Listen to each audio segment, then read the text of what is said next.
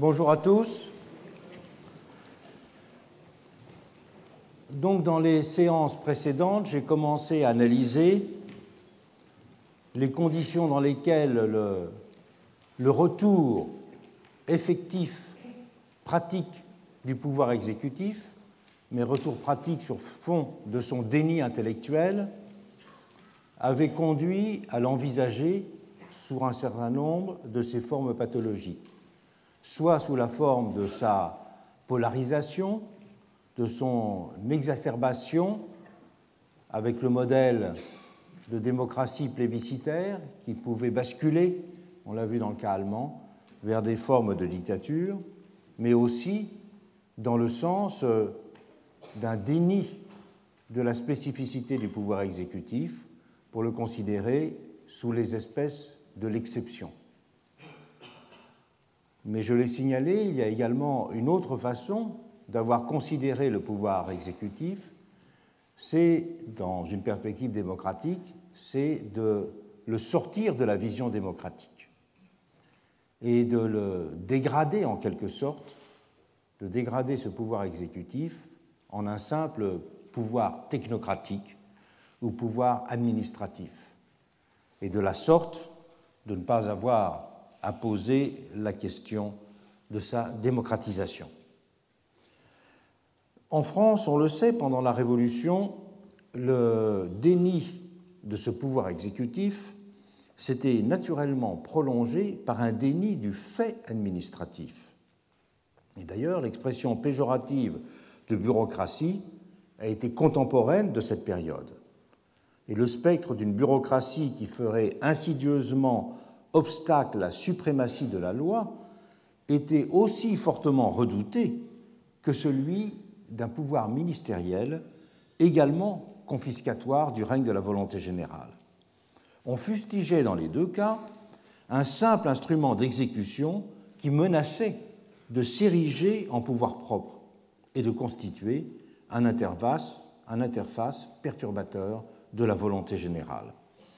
Tout ce qui faisait écran entre la nation et ses élus était en effet, a priori, suspect de dresser un obstacle à l'expression de la volonté commune, et donc de constituer une machination contre la liberté.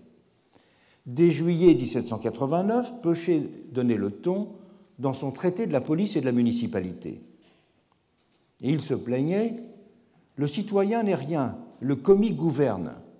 Je ne crois pas qu'il existe un État où l'influence du système bureaucratique soit aussi sensible, aussi absurde, aussi étendue qu'en France. Il est naturel, poursuivait-il, de regarder des commis comme des hommes payés pour expédier des dépêches. Leurs fonctions paraissent devoir se borner à rendre fidèlement le tableau des hommes soumis à leur direction. Rouage utile de la machine politique, ils ne peuvent en être les moteurs.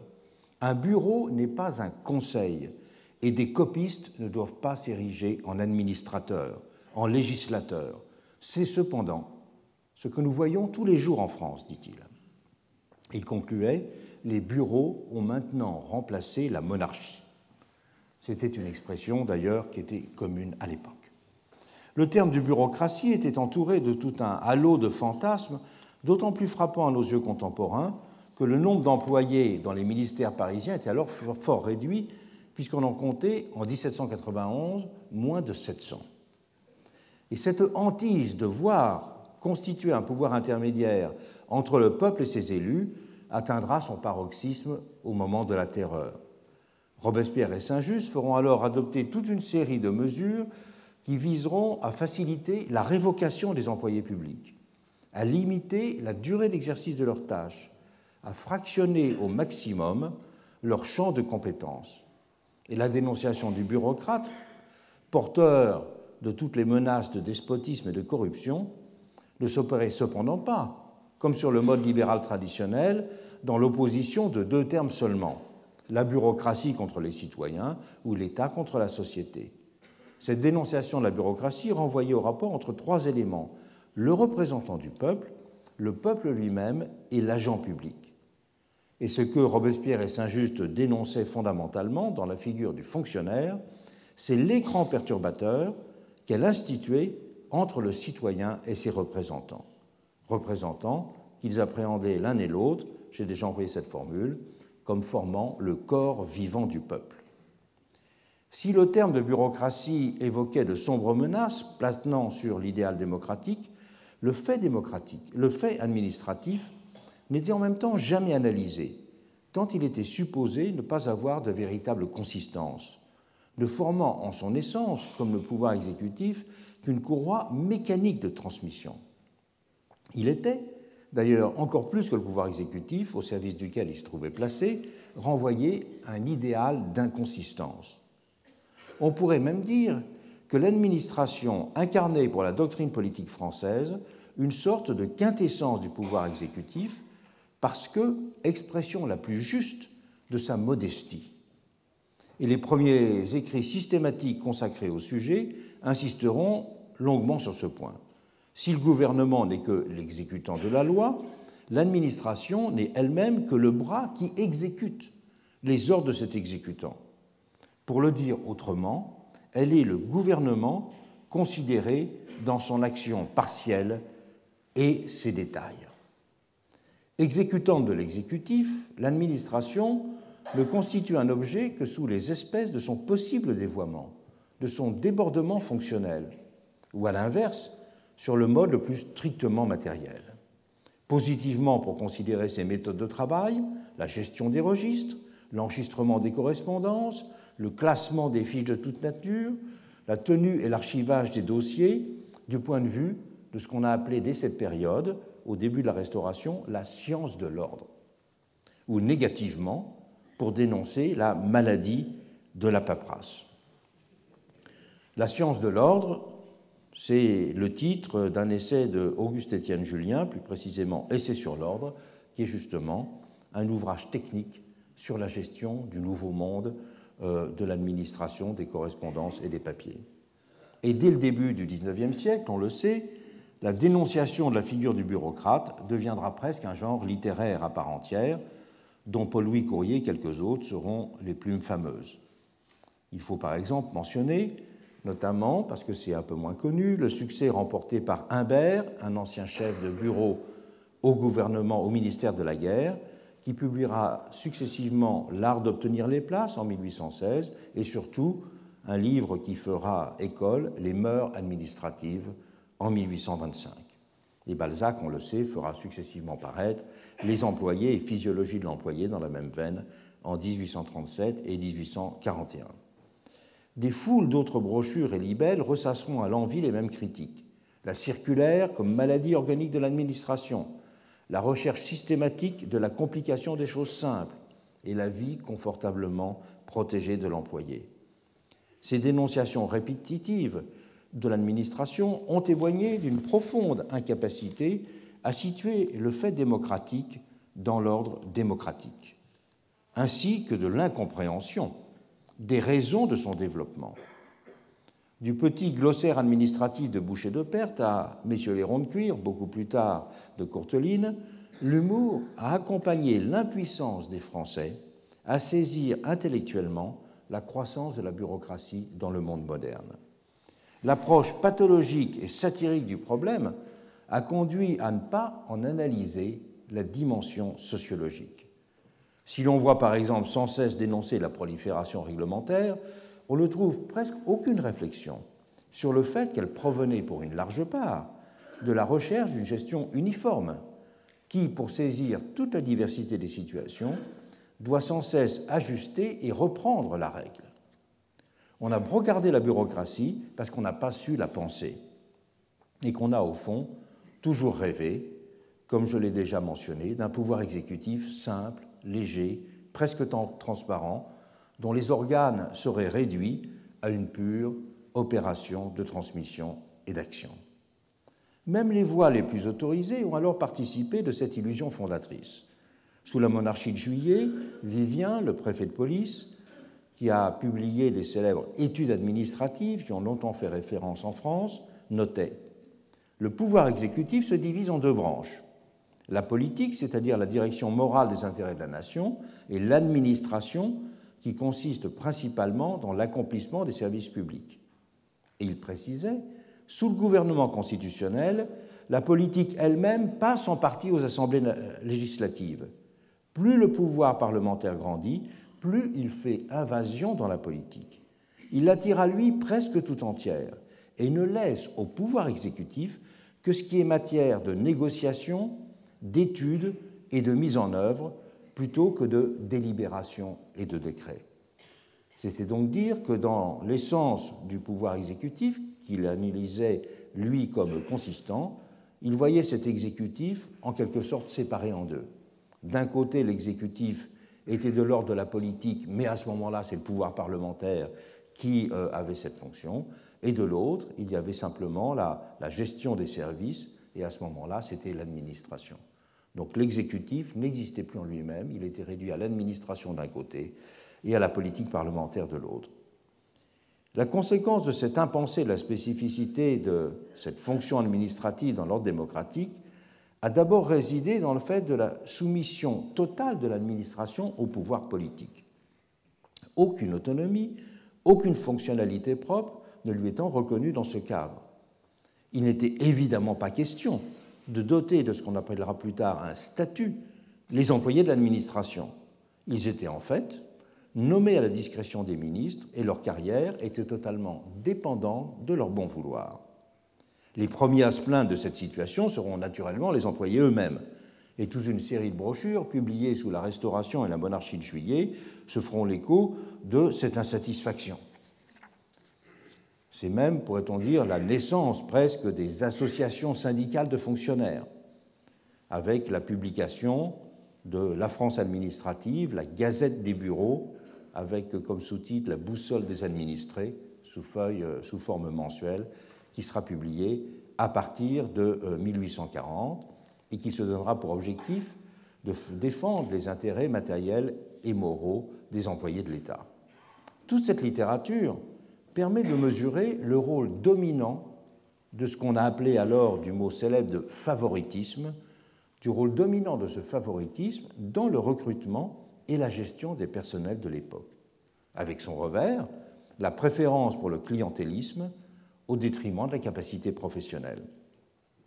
Émile de Girardin pourra ainsi écrire en 1841 dans son essai « De l'instruction publique en France » que, je le cite, « la carrière administrative est la seule dont les abords sont livrés sans défense aux prétentions de l'ignorance et à la présomption d'incapacité. » Il est paradoxal de constater que la France, réputée terre de tradition étatique, a été au milieu du XIXe siècle dotée d'une administration beaucoup moins rationnellement organisée et d'administrateurs beaucoup moins bien formés qu'en Allemagne ou en Angleterre.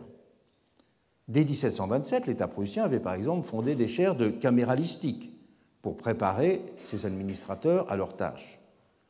Et le retard français sur l'Allemagne et sur l'Angleterre, qui est patent au début du XIXe siècle, a en fait subsisté jusqu'à l'aube du XXe siècle. On le voit très clairement en matière d'organisation de la fonction publique. La Prusse a établi en 1873 un statut des fonctionnaires qui leur garantissait l'emploi à vie et codifiait en même temps très strictement toutes les procédures d'avancement et de recrutement, alors que rien n'était alors régularisé en France. Outre-Manche, le fameux rapport Trevian-Northcote avait tracé dès 1855 les grandes lignes d'organisation du civil service et le principe du recrutement par concours des administrateurs avait en Grande-Bretagne officialisé en 1870. Et même dès le milieu des années 30, il y a eu des systèmes d'examen pour rejeter au moins les incompétences les plus flagrantes. En France, on le sait, il faudra attendre 1945 pour que les fonctionnaires soient dotés d'un statut et que le recrutement des hauts fonctionnaires soit réglé avec la création de l'ENA. Il y a certes eu une dimension proprement syndicale à cette question, et c'est d'ailleurs par ce biais, sous la pression des syndicats et des associations, que la réforme sera finalement adoptée, mais nullement pour répondre à une conception démocratique du pouvoir administratif. On a de la sorte fini par accepter en pratique ce que l'on refusait intellectuellement. C'est cela qui a fondé l'histoire paradoxale de l'administration française. Et c'est pour cela qu'ont longtemps été évacués tous les projets qui visaient à donner un cadre réglementaire aux conditions d'avancement dans les fonctions publiques, comme on disait au XIXe siècle. Le fond du problème est qu'on craignait que des réformes dans ce domaine n'affaiblissent la responsabilité ministérielle et ne limitent tant la liberté de la Chambre que celle du gouvernement. La réticence était générale. Un célèbre pamphlétaire républicain, Timon, qui en fait était le nom de plume de Cormenin qui sera le secrétaire de la commission de constitution de 1848 et qui sera un des fondateurs du droit administratif en France, Cormenin avait ainsi écrit dans un de ses pamphlets qui avait pour titre La légomanie. Il disait « Nous ne voyons pas trop ce que nous gagnerions à avoir des expéditionnaires inamovibles. » Les expéditionnaires, c'était les fonctionnaires de base, disons. Nous ne voyons pas ce que nous gagnerions à avoir des expéditionnaires inamovibles sous des ministres amovibles, qu'ils aient les coudées larges et qu'ils puissent se mouvoir, ces ministres, avec essence dans le cercle de leur action. Les républicains et conservateurs se retrouvaient à cette époque, comme ce sera toujours le cas jusque dans les années 30, pour faire échec à ce qui pouvait conduire à la mise en place d'un pouvoir administratif. Les conservateurs au pouvoir craignaient qu'une administration trop indépendante ne vienne pratiquement limiter leurs prérogatives de gouvernants, et les milieux d'opposition redoutaient une force qui serait insuffisamment contrôlée par le pouvoir législatif. La mainmise du pouvoir politique sur l'administration était comprise en France comme une évidence républicaine, d'où la légitimation démocratique des épurations périodiques dans la haute administration. L'épuration, malgré son coût en termes de désorganisation, est apparue à chaque fois comme le moyen naturel de maintenir l'administration dans son rôle de simple commis de la loi. Depuis Napoléon et tout au long du XIXe siècle, le service de l'intérêt général a ainsi été subordonné à des critères d'identification politique au pouvoir en place. La prestation d'un serment de fidélité au régime a d'ailleurs longtemps été pratiquée pour les hauts fonctionnaires. Une étude a même recensé 60 formes de serment de ceux-ci dans l'histoire constitutionnelle française. Essentiellement pour le XIXe siècle, au XXe, seul le régime de Vichy fera exception avec les prestations de serment qu'il avait prévues. Ce principe d'identification, visant à former un système politico-administratif d'un seul bloc, a conduit sous la monarchie de Juillet au développement des députés fonctionnaires. Si de nombreuses voix se sont alors élevées pour déplorer la corruption qui en résultait, il est significatif qu'aucune critique n'ait alors été menée du point de vue d'un quelconque principe de l'autonomisation de l'administration. Prenons un exemple, lorsque Ledru-Rollin écrivait, qui était ministre de l'Intérieur du gouvernement provisoire, écrivait au printemps 1848 au préfet dans une de ses fameuses circulaires, il leur disait « Prenez comme règle que les fonctions publiques, à quelque degré de hiérarchie que ce soit, ne peuvent être confiées qu'à des républicains éprouvés. » Et il ne choquait que les adversaires du gouvernement provisoire. Les protestations étaient purement politiques et circonstancielles, car sur le fond, Saint-Just, Napoléon, Guizot, Ledru-Rollin, Napoléon III ou Waldeck-Rousseau parlaient le même langage. Ils ont eu une conception identique de la place de l'administration dans le dispositif politique général. Cette vision transparente du rôle de l'administration a également conduit à minimiser sa responsabilité vis-à-vis de la société. Le raisonnement en la matière est simple à saisir. Si l'administration est une puissance purement exécutrice des lois, elle ne saurait donc causer aux citoyens d'autres dommages particuliers que ceux qu'implique l'application de la volonté générale et la poursuite de l'intérêt commun, les cas d'exécution inadéquate de la loi étant de leur côté limités par le caractère mécanique purement commis de l'administration. Et les constituants de 1789 ne s'intéressèrent absolument pas, pour ce motif, aux problèmes contentieux qui pouvaient survenir entre l'État et les citoyens.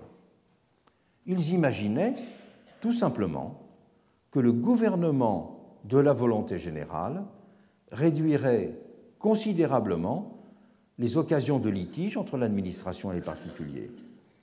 Et ils estimèrent qu'une juridiction ordinaire ne pouvait, en tout état de cause, pas être saisie par un particulier qui s'estimerait lésé, dans la mesure où cela serait revenu à nier la séparation des pouvoirs et l'autonomie du pouvoir exécutif qui n'avait à être soumis qu'à la puissance de la loi. La théorie de la souveraineté de la nation a paradoxalement ainsi conduit à exalter le citoyen et à désarmer l'administré, ce que montrera très longuement, au début du XXe siècle, l'ensemble des commentaires que fera sur ces questions le grand juriste Maurice Horiot. Toute une série de textes révolutionnaires ont ainsi consacré le principe de l'indépendance judiciaire de l'administration. Un décret du 22 décembre 1789 stipulait par exemple que les administrations de départements et de districts ne pourront être troublées dans l'exercice de leurs fonctions administratives par aucun acte du pouvoir judiciaire. La loi des 16 et 24 août 1790 formalisera cette séparation en notant, je cite, que les juges ne pourront, à peine de forfaiture, troubler de quelque manière que ce soit les opérations des corps administratifs, ni citer devant eux les administrateurs pour raison de leurs fonctions. L'impunité était garantie, car punir le fonctionnaire, ça aurait été punir la loi. Et la crainte d'un retour aux pratiques des parlements de l'Ancien Régime a en partie, il est vrai, expliqué cette position. Mais elle a aussi parfaitement été accordée à la conception de la démocratie qui s'était affirmée en 1789. Et c'est là que se trouve le fondement de la fameuse doctrine selon laquelle juger l'administration, c'est aussi administrer. Et si un embryon de justice administrative était mis en place par le consulat en l'an 8, avec la création du Conseil d'État et des conseils de préfecture, ces règles de fonctionnement ont fait que l'administration a fini par se contrôler elle-même.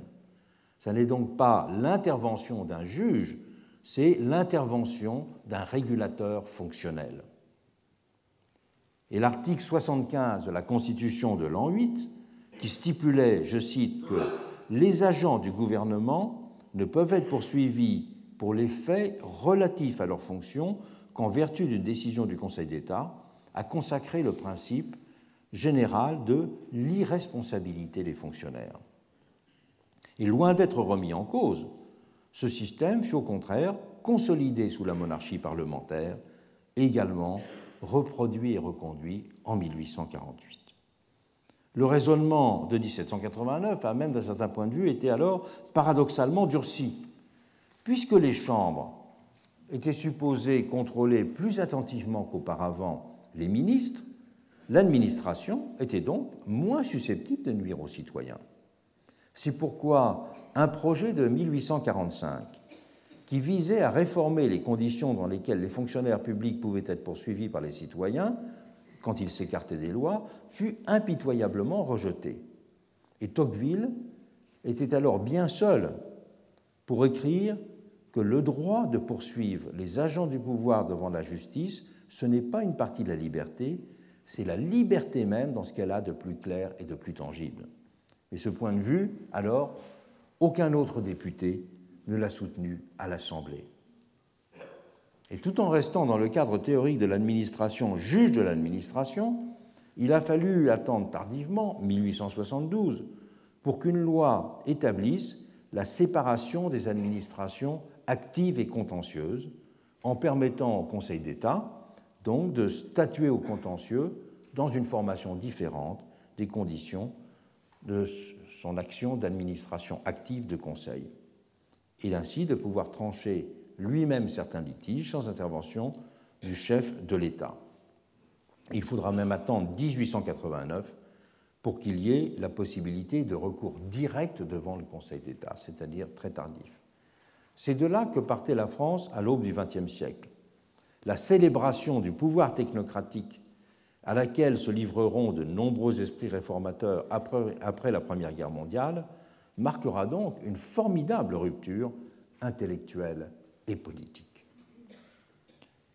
La reconnaissance de la centralité de l'exécutif a en effet alors marqué une forte rupture avec le double déni précédent, déni de l'exécutif et déni du pouvoir administratif. Mais elle l'a fait sur un troisième mode, celui d'une célébration technocratique de ce pouvoir administratif. L'antiparlementarisme et la dénonciation des appareils politiciens ont en effet conduit, après la Première Guerre mondiale, à voir dans l'autonomisation de la machine administrative la forme adéquate d'un pouvoir exécutif efficace. Et cette appréhension s'est organisée autour de deux grands thèmes qu'il convient soigneusement de distinguer, même s'ils se sont largement liés. En premier lieu, cette appréhension du pouvoir technocratique a correspondu au projet d'une rationalisation de l'État, envisagé donc dans une perspective managériale. Donc, on peut dire une approche managériale du pouvoir technocratique. Mais en second lieu, le projet de constituer un pouvoir administratif tirant sa force et sa légitimation de sa dépolitisation, compris là de façon institutionnelle et politique. Le pouvoir technocratique a donc deux pieds, un pied managérial et un pied antipolitique, pourrait-on dire, antiparlementaire même. Et ils ont, ces deux approches, formé les deux volets de l'idéal que l'on a qualifié à partir des années 30 de technocratique. Mais on peut en suivre la Constitution dans les différents cas, français autant qu'américains d'ailleurs, en commençant par examiner la première dimension managériale de rationalisation de l'État et de politique scientifique. En Amérique, c'est dès la fin du XIXe siècle que l'on trouve fortement formulé le projet de constituer une administration rationnelle pour donner corps à un pouvoir exécutif efficace. Deux noms ont symbolisé l'exploration de cet impératif, ceux de Wilson, futur président, et de Frank Goodenough, qui était un professeur à Columbia. Le premier avait publié en 1887 un article pionnier, L'étude de l'administration, et son but était de proposer ainsi la fondation d'une science nouvelle, ce qu'il appelait le gouvernement pratique. Au point de sa démarche, un constat, celui des limites de la science politique traditionnellement cantonnées aux questions constitutionnelles. Dans une société complexe, expliquait Wilson, la question de la démocratie ne peut pas se limiter à débattre de l'écriture de la Constitution, à déterminer quels sont les droits, à constituer le mode de promulgation des lois, à organiser les élections. La mise en œuvre de l'intérêt général, insistait-il, requiert d'aller plus précisément et plus pratiquement au cœur des choses pour les traiter. Et c'était sa façon de reconnaître la centralité du pouvoir exécutif. Mais il le faisait en mettant l'accent sur la pragmatique de celui-ci. Si l'administration n'est théoriquement que le vecteur d'une application de décisions prises dans l'ordre, lui, politique, Wilson avait souligné que les choses étaient devenues beaucoup plus complexes dans le monde moderne que cette ancienne vision de la courroie de transmission mécanique. La définition d'objectif dans ce monde moderne n'est en effet pas séparable des questions quotidiennes, multiples et complexes posées par leur mise en œuvre. Il fallait donc pour lui constituer une science de l'administration, par souci d'efficacité et par exigence démocratique. Et dans cet article pionnier, Wilson avait ainsi posé tout un ensemble de questions qui seront ensuite développées beaucoup plus longuement en fait qu'il ne l'avait fait. Cet article est souvent cité parce qu'effectivement, il est le premier à poser la question, mais il n'a pas développé un traité systématique de cette science administrative qu'il appelait de ses voeux. Ceux qui développeront cette science administrative, c'est tout un ensemble d'universitaires, de juristes ou de politistes qui feront partie du Progressive Movement. Le Progressive Movement, je l'ai déjà expliqué, c'est le mouvement de réforme né dans l'Amérique des années 1890 et qui ira jusqu'au moment de la Première Guerre mondiale et qui proposera tout un ensemble de réformes. C'est le mouvement qui proposera notamment des réformes démocratiques conduisant à l'adoption de procédures comme celle du référendum ou la mise en place de primaires. Mais aussi, autour de cette idée du mouvement progressiste, on trouvera tout un courant de réflexion sur l'administration, essayer de repenser le pouvoir exécutif à partir de sa constitution scientifique. Dans un ouvrage essentiel sur le sujet qui était publié en 1900, L'administration et la politique, Goodnow, que j'ai mentionné tout à l'heure, qui était professeur à Columbia, il y avait tout un milieu intellectuel qui travaillait dans cette direction autour de lui, a ainsi revisité la théorie classique de la division des pouvoirs avec le souci de partir des pratiques pour en comprendre le fonctionnement. Comme beaucoup dans sa génération, il était obsédé par le souci de revenir à la vie réelle et de rompre avec les appréhensions routinières et électoralistes de la démocratie qui lui semblaient enfermées dans des schémas soit purement techniques, soit normatifs. Et le champ politique devait pour lui se borner à l'œuvre législative et constitutionnelle, alors que la sphère de l'administration était celle du pouvoir proprement exécutif. Il n'y a pas de pouvoir exécutif véritable s'il n'est pas pensé comme une administration, avec ses règles, avec sa constitution rationnelle. Si l'essence du politique consiste par construction à tenter d'exprimer une volonté générale, l'essence de l'administration résidait pour lui dans la poursuite de l'efficacité et de la rationalité, une autre approche de la généralité. Il y avait donc les deux plans sur lesquels la généralité se posait, la généralité de la volonté et puis la généralité de l'organisation, de la rationalité. Et l'administration ne pouvait pour lui construire ce qu'il appelait sa perfection exécutive que sur un mode interne d'organisation, alors que la perfection législative reposait, elle, tout entière sur sa dépendance vis-à-vis d'une volonté externe, celle de la souveraineté populaire. Donc c'était deux modes de construction, l'un interne, l'autre externe. Et c'était bien deux modalités du rapport à la généralité qui distinguaient administration et politique. Généralité que l'on peut qualifier de substantielle du côté de l'administration, c'était d'un certain point de vue renoué avec les visions hegeliennes anciennes, qui étaient des visions philosophiquement qui avaient été constituées, mais qui n'avaient pas joué de rôle en politique, du corporatisme de l'universel, avec le souci d'exclure, pour définir l'administration dans son action juste et démocratique, tous les dévoiements de la particularité, alors que l'ordre politique était gouverné par la généralité procédurale, fondée sur la recherche d'une capacité à inclure le plus grand nombre possible de citoyens dans l'expression aussi unanime que possible d'une volonté collective. Tenir compte des réalités, c'était pour Goodnow prendre acte de l'autonomie du phénomène administratif et donc en fixer clairement le ressort légitime, la capacité d'expertise et d'efficacité. Et donc face à la difficile démocratie subjective de la volonté qui était issue des urnes, il fallait ainsi faire vivre ce qu'il appréhendait comme une démocratie objective de la raison, dans l'ordre du fonctionnement administratif. Dans un pays où elle n'existait pas vraiment, l'accent a été ainsi mis sur la nécessité d'édifier une véritable administration, gardienne et servante en même temps du bien commun. Ces qualités d'efficacité et de rationalité devraient, pensait-on, garantir son objectivité.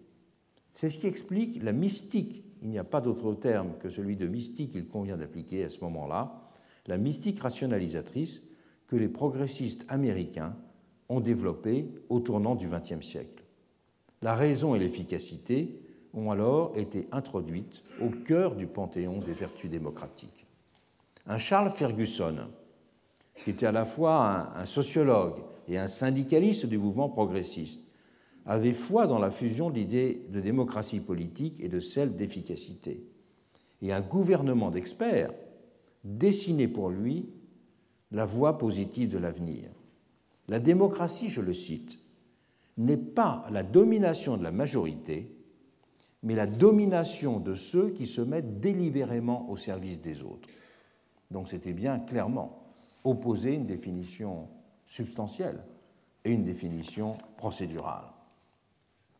Considérant de son côté, je la cite, la démocratie comme une méthode et même une technique scientifique pour dégager la volonté du peuple, une autre grande figure du Progressive Movement, Mary Follett, qui d'ailleurs était proche des Fabiens anglais, qui sera une des grandes théoriciennes du scientific management, parlait de l'avènement d'un nouvel âge du politique avec la constitution d'une administration rationnelle. Avec Ferguson ou Mary Follett, que je prends comme deux exemples significatifs de ce mouvement, l'heure était à la célébration d'une démocratie réelle, celle, disait-il, du développement de la production et du bien-être social, à distance de la vieille démocratie jugée étroitement électorale. Et les revues de sciences politiques ont alors significativement multiplié les articles sur la gestion rationnelle. Un véritable mouvement social et culturel s'est même constitué aux États-Unis autour de cette célébration de l'efficacité. Elle a eu ses journaux comme l'Efficiency Magazine ou le Journal of Efficiency Society, ses associations pour étudier et décliner tous ses bienfaits. C'est dans le contexte de cette préoccupation et de cet enthousiasme que l'œuvre de Taylor a trouvé son origine. Celui qui allait révolutionner le fonctionnement des organisations modernes a à la fois été le rejeton et le symbole de cette fièvre de la rationalité. Et l'énorme succès rencontré par ces Principles of Scientific Management, dès leur publication en 1911, s'explique de cette façon. Et son œuvre a ensuite joué en retour un rôle d'accélérateur dans la diffusion de ces idées rationalisatrices. Mais si l'attention se porte aujourd'hui essentiellement sur les applications industrielles des préceptes de Taylor, il ne faut pas oublier l'origine proprement politique de cet idéal rationalisateur. Avant même que les entreprises ne se convertissent au taylorisme, c'est d'ailleurs dans l'administration fédérale que seront mis en place tout un ensemble d'organismes au titre évocateur. La Commission on Economy and Efficiency, le Bureau of Efficiency, la Commission on Department Methods. Beaucoup de ces institutions vont être celles, en fait, qui vont organiser l'administration américaine moderne. Et la construction d'une bureaucratie impersonnelle et rationnelle a alors bien été perçue comme une entreprise au service de l'intérêt général. Un gouvernement scientifique, la mise en place d'une administration scientifique, pensaient les progressistes américains, serait en même temps un facteur d'ordre et de démocratie. Il y avait, il est vrai, une indéniable dimension sociologique dans cette profession de foi. Elle correspondait à la montée en puissance en Amérique de ce qu'on a appelé les professions dans tous les domaines, qu'il s'agisse des médecins spécialisés, des universitaires, des journalistes, des comptables, et aussi, bien sûr, de tous les métiers dans l'administration. De plus en plus de métiers se seront alors professionnalisés avec la reconnaissance des diplômes, l'adoption de codes de conduite, la constitution d'associations, l'édition de journaux spécialisés. Tous ces éléments contribueront à structurer des filières et des milieux et à fondre les individus dans leurs fonctions sociales et à les protéger et à accroître leur pouvoir aussi. Cette montée en puissance des professions donc s'est retrouvée aussi en Amérique dans le monde administratif, avec cette idée que les professions étaient celles qui défendaient une fonction sociale, qui accomplissaient une fonction sociale et pas simplement un métier. Et l'appel à rationaliser l'administration s'est donc naturellement glissé dans cette démarche. Même si on visait plus largement le contenu et les effets directement politiques d'une telle administration plus efficace et plus autonome. Et des grandes figures de journalistes ou de sciences politiques du mouvement progressiste comme Walter Lippmann ou Herbert Croly, avec leur livre par exemple pour le premier Progressive Democracy et pour le second Preface to Politics, seront pleinement acculturés cet éloge de la raison experte en l'incluant dans une sensibilité démocratique, d'ailleurs assez sentimentale, typiquement américaine. En France, c'est la Première Guerre mondiale qui servira de déclencheur, même si Taylor avait été lu avec passion avant le déclenchement du conflit. Et un historien a parlé en ce sens de tournant taylorien de la société française. Nous avons été sauvés malgré l'État. C'est ce mot fameux qui a résumé le sentiment de l'époque, conduisant à jeter un regard neuf et positif sur l'administration. Les impératifs de réorganiser l'administration et d'industrialiser l'État seront alors formulés de plusieurs côtés. Et là, bien sûr, il faut faire référence à l'œuvre de Fayolle, le principal disciple, même si ce n'est pas simplement disciple, français de Taylor, qui, en publiant juste après la guerre sa doctrine administrative de l'État et un ouvrage, une monographie consacrée au PTT, l'incapacité industrielle de l'État, donnera le ton d'une réflexion qui a traversé de manière diffuse l'ensemble de la société française.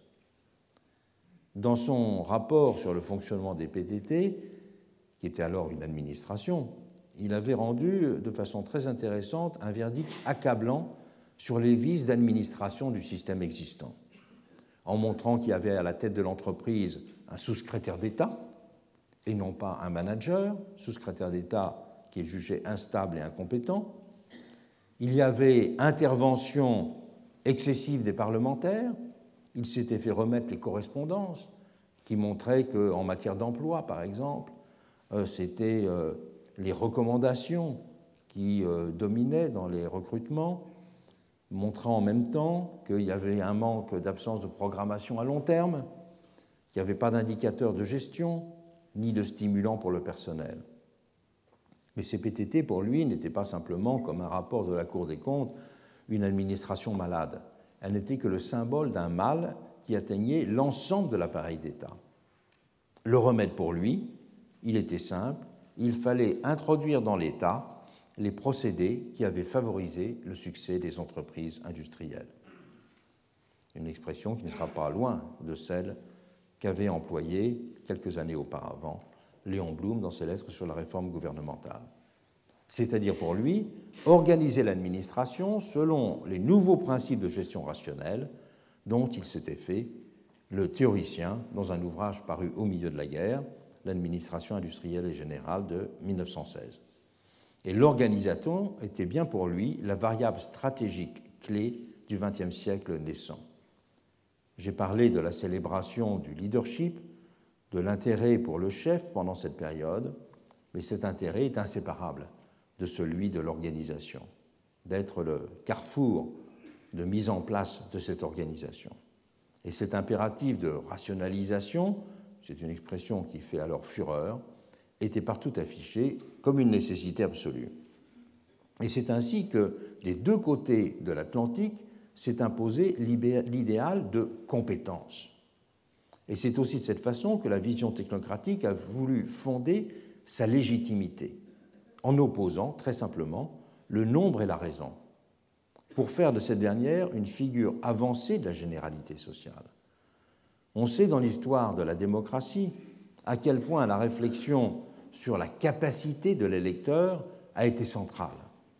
Et le suffrage universel l'a emporté, non pas en considérant que l'électeur a une capacité fonctionnelle, a une capacité technique, mais en considérant que l'électeur a une capacité citoyenne, une capacité d'intervenir à égalité avec les autres dans la définition du bien public ou dans la considération pour la moralité des personnes qui sont soumises à son suffrage. Mais à côté de cette capacité civique générale, s'imposait aussi, pensait-on à partir de cette période, la capacité technique. Alors qu'au temps du libéralisme doctrinaire, au temps du suffrage censitaire, la question de la capacité était vue de façon unique. La question de la capacité se déclinait dans les différents domaines de la vie sociale, qu'il s'agisse de la démocratie ou qu'il s'agisse de l'administration, ou qu'il s'agisse bien sûr de l'entreprise et des professions. Mais là, s'opérera cette distinction du nombre et de la raison, non pas entre vision démocratique et vision censitaire, mais entre vision technocratique, qui doit régner dans un certain domaine de la réalité, et vision démocratique, qui doit régner dans un autre domaine. C'est donc dans une séparation des sphères de l'activité sociale, à partir d'une vision de cette séparation des sphères de l'activité sociale, que va se faire une réintégration dans l'ordre démocratique de l'ancienne problématique des capacités. Et les thèmes de l'efficacité de l'administration rationnelle retrouveront de la sorte le vieux culte des capacités dont les doctrinaires s'étaient fait au début du XIXe siècle les premiers théoriciens. Et c'est aussi par ce biais que le pouvoir administratif exécutif, appelons-le comme ça, s'est retrouvé consacré dans sa centralité en Amérique comme en France. Faute de savoir ou de vouloir penser démocratiquement le gouvernement, c'est sous ces espèces d'un pouvoir technocratique que l'exécutif a trouvé intellectuellement sa place des deux côtés de l'Atlantique. Il faut en outre souligner là que l'idéal d'un gouvernement scientifique s'était aussi imposé dès le lendemain de 1917 en Union soviétique. Lénine associait cette idée de gouvernement scientifique, comme Marx avant lui, à l'utopie de la substitution de l'administration des choses au pouvoir sur les hommes. Lénine s'était ainsi complètement retrouvé dans la visée de Taylor, qui estimait, je le cite, que dans le système de direction scientifique, le pouvoir arbitraire, le commandement dictatorial disparaît car chaque problème, qu'il soit important ou non, fait l'objet d'une étude scientifique afin d'être résolu de façon objective.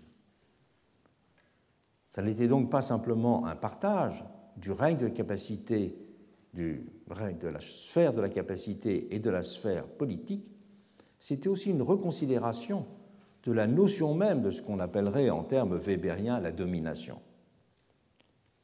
L'organisation scientifique changeait les termes de la domination, du pouvoir sur autrui. Voilà quelle était la grande leçon de Taylor qui fascinait tant Lénine. Mais le paradoxe, c'est que le maître de l'URSS interprétera rapidement le taylorisme justement comme son inverse, c'est-à-dire comme la mise en œuvre d'une discipline de fer et la soumission inconditionnelle à la volonté des dirigeants, l'usine devenant la métaphore d'un monde nouveau. Il écrivait ainsi dans Que faire ? C'était un texte antérieur, bien sûr. La société tout entière ne sera plus bientôt qu'un seul bureau et un seul atelier. L'usine parfaite, grand automate rationnel, fonctionne ainsi dans la doctrine léniniste comme une école de discipline prolétarienne et, en même temps, un modèle de société socialiste. Et le sacre des capacités prendra dans ce cas la forme d'un commandement absolu du parti censé incarner la vision scientifique du monde. Le commandement du parti ne se fera pas sur la base d'une vision politique étroite, majoritaire, mais se fera sur le fait que le parti possède la connaissance du monde, possède une vision scientifique qui l'autorise à remplir ce rôle. Et c'est donc dans cette vision du parti comme détenteur de la vision scientifique du monde que sera enracinée toute la vision léniniste. Mais la célébration du pouvoir administratif, je l'ai signalé, n'a pas simplement marché sur le pied de la défense de la rationalité. Elle a aussi été indissociable de la montée en puissance de l'antiparlementarisme et de l'antipolitique pendant cette période. Antiparlementarisme et antipolitique avaient plusieurs dimensions. Ils étaient d'abord alimentés par la dénonciation classique de la corruption des politiciens. Et des scandales comme celui de Panama avaient ainsi canalisé en France un rejet du monde politique. Et en Amérique, C'est la mainmise des partis sur les affaires publiques qui était partout dénoncée. Voir la série télévisée sur Canal+, sur les bosses à Chicago actuellement. Les grandes villes étaient alors presque toutes, en effet, contrôlées en sous-main par celui qu'on appelait le boss, le chef de la machine politique du parti au pouvoir. Et le maire, qui était élu, n'était le plus souvent qu'un des sous-ordres du boss. C'était lui, ce boss, qui imposait les recrutements, faisait les positions, contrôlait les décisions. Et le système alimentait partout une corruption omniprésente. Ce mal gouvernement des villes symbolisait ainsi, en exacerbant ses traits, les dysfonctionnements de la démocratie américaine. Ce qui sera dénoncé dans un ensemble de livres-chocs, notamment par des journalistes comme Lincoln Stephens, par exemple, dans son livre The Shame of the Cities, et bien d'autres reportages montreront ces effets de la corruption. Et on peut dire que la dépolitisation de l'intérêt général était du même coup considérée comme la voie d'avenir pour la réaliser. Puisque la politique était le chemin de la corruption, il fallait dépolitiser le système pour réaliser l'intérêt général. Et la stigmatisation de la compétence du monde politique, qui était souvent simultanément dénoncée, conduisait de nombreux esprits à la même conclusion.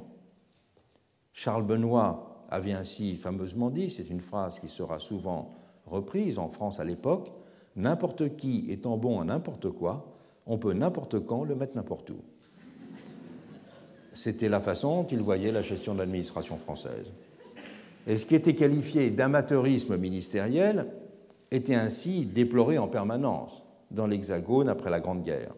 On y reprenait sur tous les tons la dénonciation d'une façon d'être et d'agir du monde politique qui avait été accusé par Émile Faguet en 1911 de pratiquer ce qu'il appelait le culte de l'incompétence. Qu'est-ce qu'un politicien, avait ainsi demandé Faguet?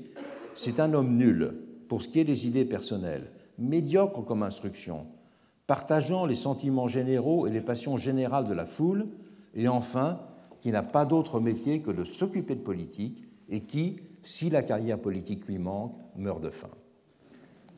On entendait là aussi le même son de cloche aux États-Unis. Le monde politique était partout vilipendé pour ne poursuivre que des formes et des considérations vraiment pas générales. D'où la célébration des principes d'impartialité et de compétence à côté de ceux de rationalité dont seule l'administration semblait pouvoir être porteuse et capable, du même coup, d'incarner l'entrée dans un nouvel âge de l'expression et de la gestion de la volonté générale. En Amérique, le mot d'ordre du Progressive Movement n'était pas simplement celui du Scientific Management. Il était aussi celui, je cite l'expression, d'extirper le virus politique, accusé d'avoir alimenté la corruption et démoralisé les citoyens. Il fallait donc détrôner le boss, qui était le symbole de tous les maux. La solution, l'idée majeure, était d'abord d'éliminer le caractère partisan des élections municipales en les soustrayant à la coupe des partis, en les démocratisant d'abord, par exemple en recourant aux primaires, qui était une façon de limiter le pouvoir des appareils partisans, mais aussi en les concentrant dans les mains de commissions aux prérogatives élargies directement responsables devant les citoyens.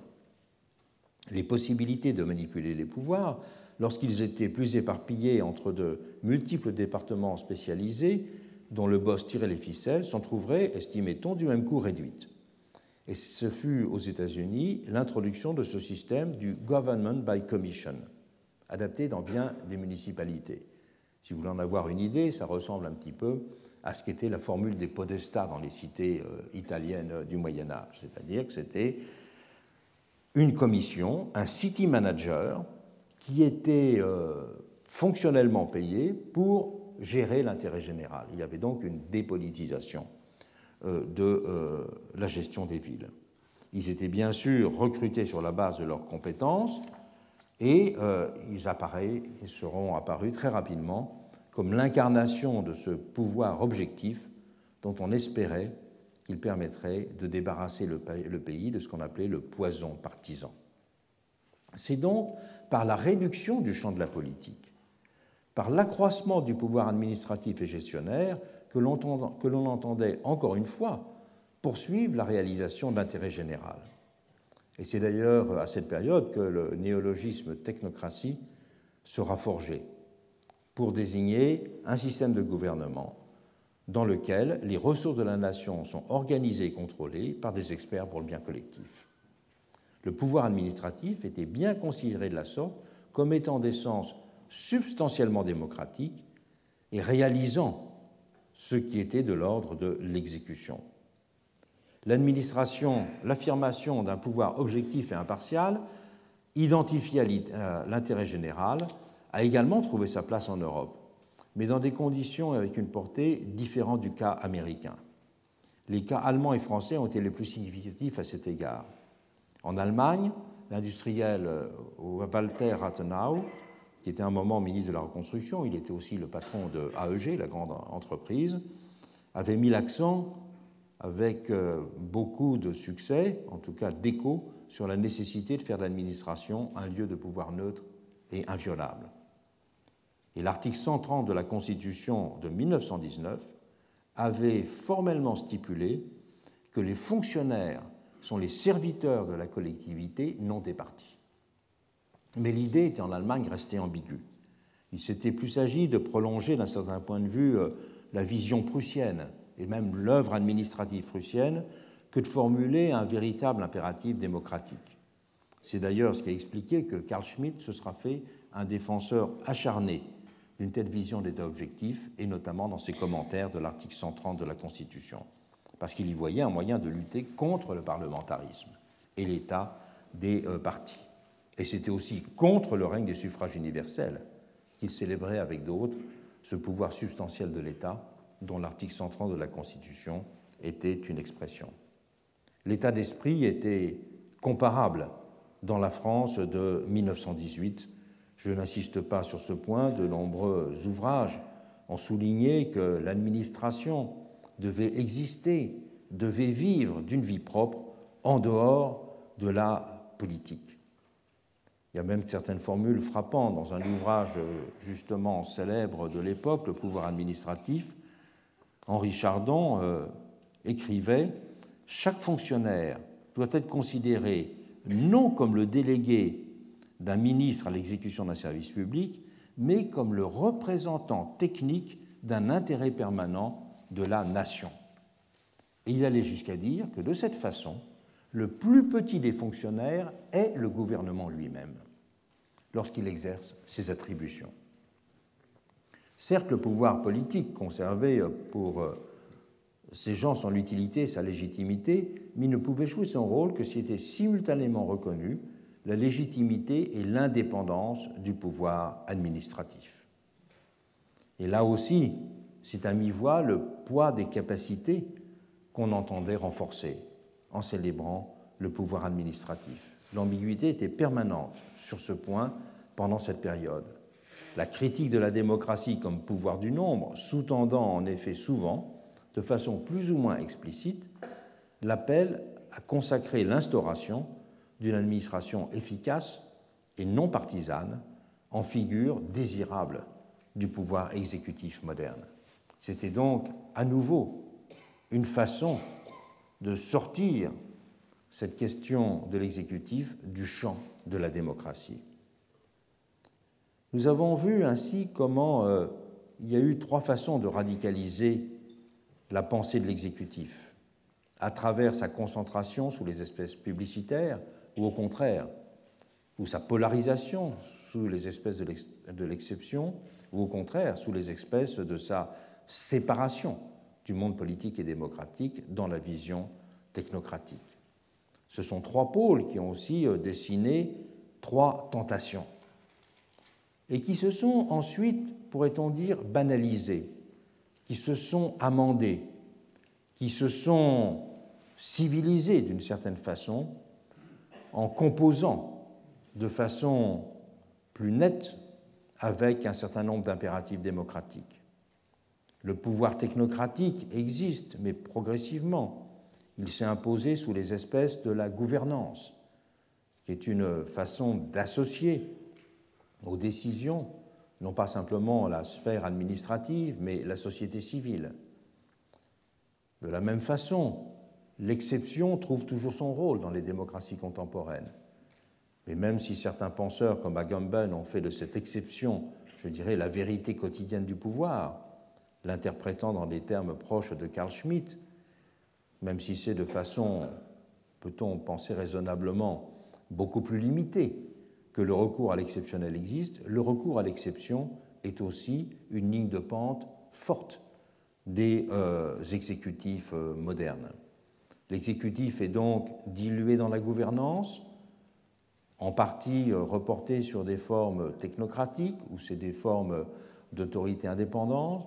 L'exécutif conserve cette zone en quelque sorte de non-démocratie à travers l'exécutif, mais il y a surtout eu, ce qui est fondamental dans la démocratie moderne, une sorte d'adaptation du plébiscitarisme sous les formes de sa routinisation.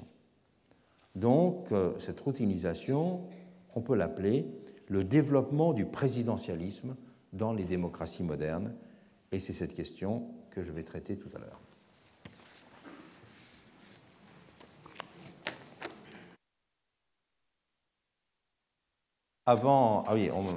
Je vous rappelle avant de reprendre la parole tout à l'heure que donc la semaine prochaine commence le séminaire, mais vous verrez le séminaire, il est dans la ligne directe du cours puisqu'il sera consacré aux questions du référendum. Le référendum est aussi une façon, un mode, pourrait-on dire, de polarisation de la démocratie, un mode de polarisation procédurale. Et avec les différents intervenants, nous analyserons les problèmes posés par cette polarisation procédurale de la démocratie sous les espèces du référendum, avec évidemment des problèmes très immédiats, notamment quand la personne qui viendra de Suisse, M. Papadopoulos de l'Université de Lausanne, pourra nous commenter les usages actuels du référendum et de l'initiative populaire dans la Confédération helvétique.